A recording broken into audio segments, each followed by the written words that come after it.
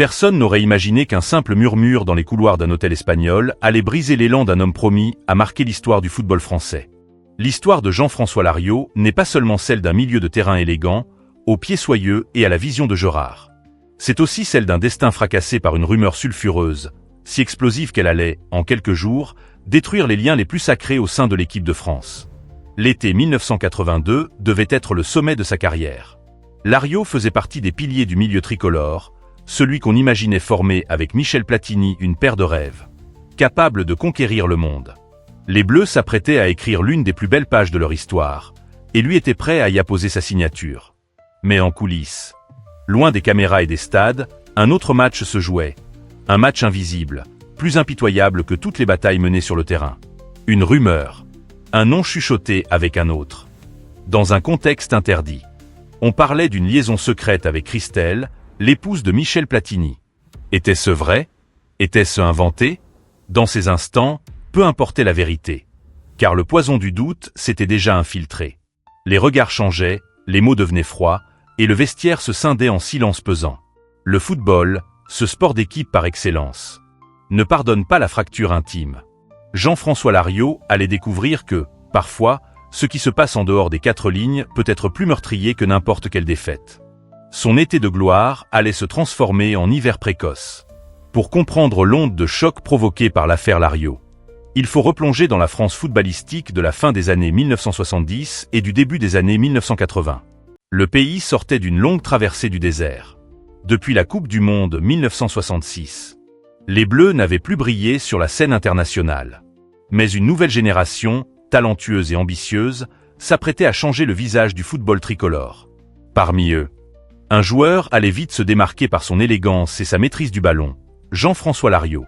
Né le 27 août 1956 à Sidi Bel Abbès, en Algérie française, Larios avait grandi dans le sud de la France avant d'intégrer, à 18 ans, le prestigieux centre de formation de l'AS Saint-Étienne.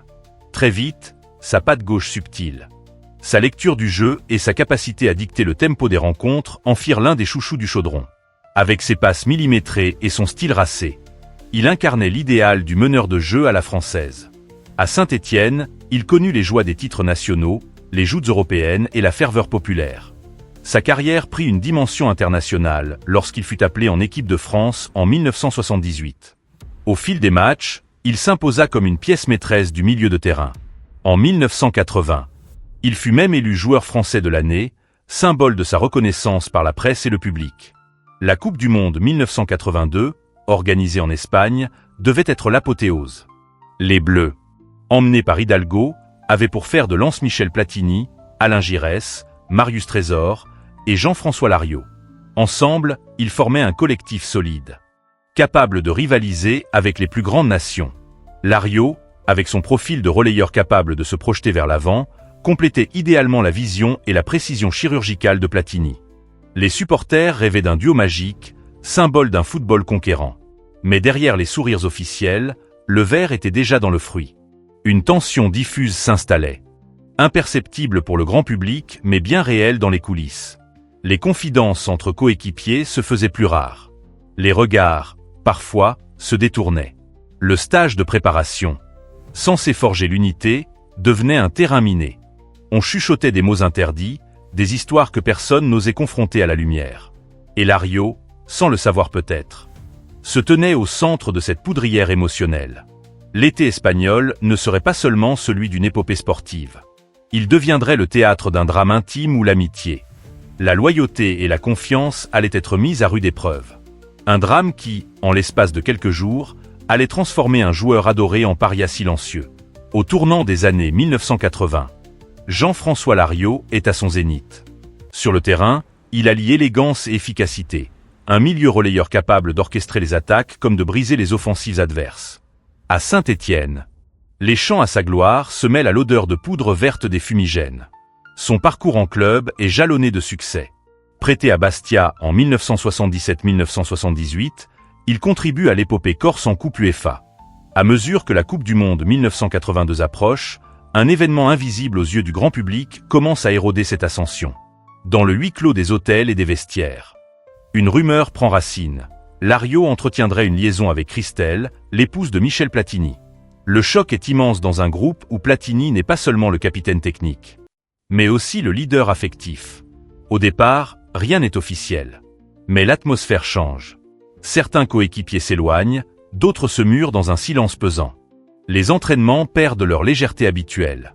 Le staff, inquiet, tente de préserver l'unité, mais les fissures s'élargissent. Michel Hidalgo, sélectionneur pragmatique et sensible aux équilibres humains, se retrouve face à un dilemme.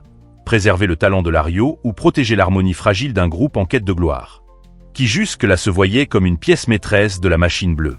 Il participe bien à 2 rencontres de ce mondial, contre l'Angleterre et contre la Pologne lors de la petite finale, mais son rôle est réduit à une figuration presque forcée.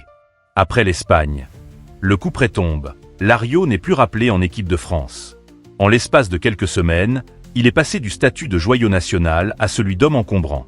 Les titres de journaux ne parlent plus de ses passes lumineuses, mais de son exclusion tacite, alimentant le feuilleton des « secrets du vestiaire ». Sur le plan personnel, cette mise à l'écart est un choc frontal. Sur le plan sportif, elle marque le début de la descente. Ses relations à Saint-Étienne se tendent, il multiplie les changements de club. Montréal, Lyon, Strasbourg, Nice, mais sans jamais retrouver son éclat d'antan. Comme si le vent qui portait sa carrière s'était soudain arrêté de souffler. Il avait rêvé de marquer l'histoire. Il allait, malgré lui, la marquer, mais pas pour les raisons qu'il espérait. Ce qui n'était au départ qu'un murmure est devenu, en Espagne, un séisme silencieux. Les couloirs d'hôtels bruissaient d'insinuations. Les regards se faisaient tranchants.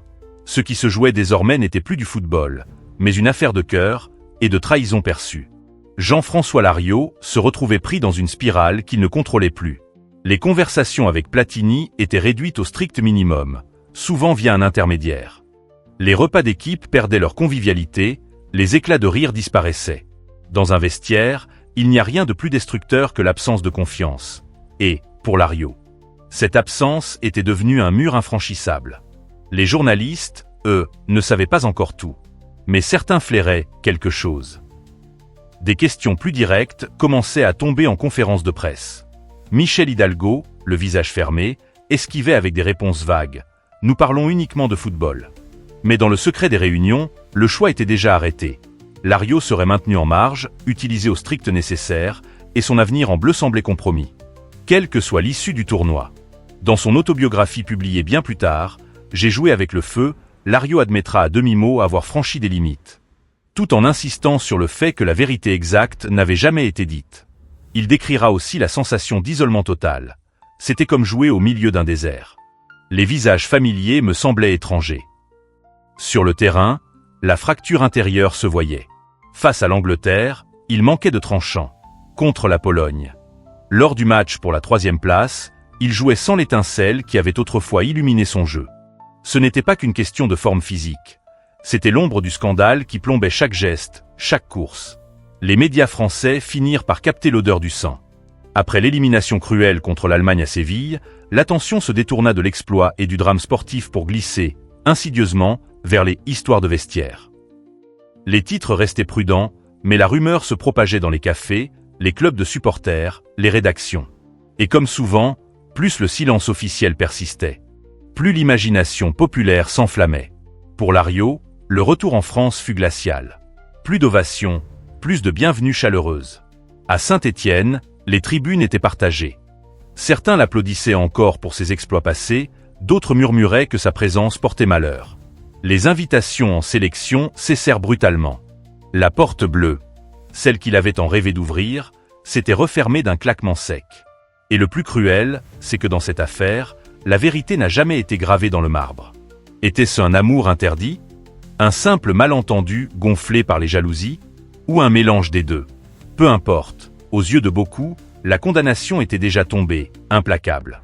Pour Jean-François Lario, le verdict n'était pas seulement sportif, c'était une condamnation à l'oubli. À la lumière de cette histoire, il est tentant de juger rapidement. Dire que Jean-François Lario a gâché sa carrière, ou qu'il a trahi un coéquipier majeur. Mais la vérité, comme souvent, est plus nuancée. Les vestiaires d'une équipe nationale sont des lieux clos où l'ego, l'orgueil, les émotions et les ambitions s'entremêlent. Une rumeur, qu'elle soit fondée ou non, peut suffire à rompre un équilibre fragile. D'un côté, il y a l'argument sportif. Lario,